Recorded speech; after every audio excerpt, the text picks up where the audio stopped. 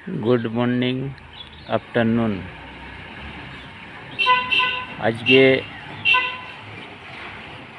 जे बांगलार जे परिस्थिति সেই পরিস্থিতিকে মোকাবিলা করতে গেলে সেই পরিস্থিতিকে একটা জায়গায় নিয়ে শান্তির জায়গায় নিয়ে আসতে গেলে বাংলার শিক্ষিত ব্যক্তি বুঝদার সমাজদার ব্যক্তিকে বাংলার হাল ধরতে হবে, নইলে এই বাংলা আজকে যে পরিস্থিতির মধ্যে যে পৌঁছে গেছে, বাংলার মানুষ হাহাকারের মধ্যে আছে, ক্ষুধার মধ্যে আছে বাংলার মানুষ। যারা মধ্যবিত্ত গরিব মানুষ, এই দুটো শ্রেণীর মানুষের বেশি ক্ষতি হচ্ছে, কারণ মধ্যবিত্তরা কারোর কাছে হাত পাততে পারবে না। গরিব মানুষরা যারা একবারে হাত পেতে এনে দিন আনে দিন খায়, ভিক্ষে করে, পয়সা না থাকলে তাদেরকে কেউ ভিক্ষেও দেবেন। তো বাংলার পরিস্থিতি খুবই খারাপ। এই বাংলাকে একমাত্র বাঁচাতে পারে বামফ্রন্ট তথা সিপিআইএম। 34 বছর মানুষের মনে এত জ্বালা যন্ত্রণা কিন্তু ছিল না। এখন যে জ্বালা যন্ত্রণার মধ্যে মানুষ আছে, মানুষ চাচ্ছে বামফ্রন্ট ফিরে আসুক, কিন্তু সেইটা হয়ে উঠছে না।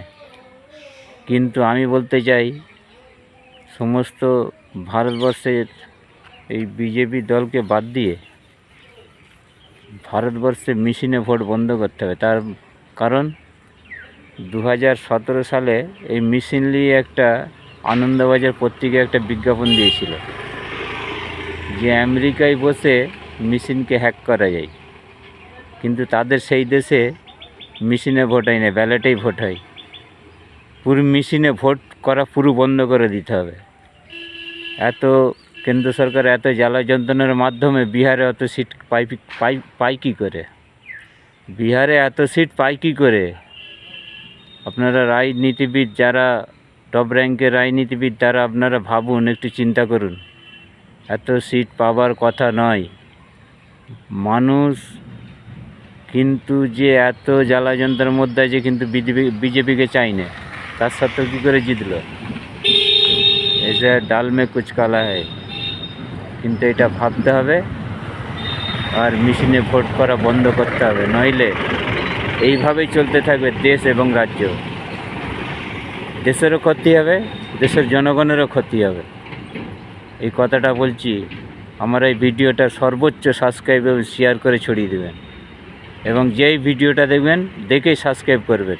আগামী দিনে এই বাংলা বা দেশের জন্য আমি ভিডিও তৈরি করব, ভালো ভালো বার্তা মানুষের কানে পৌঁছে দেওয়ার জন্যে। লাল সালাম।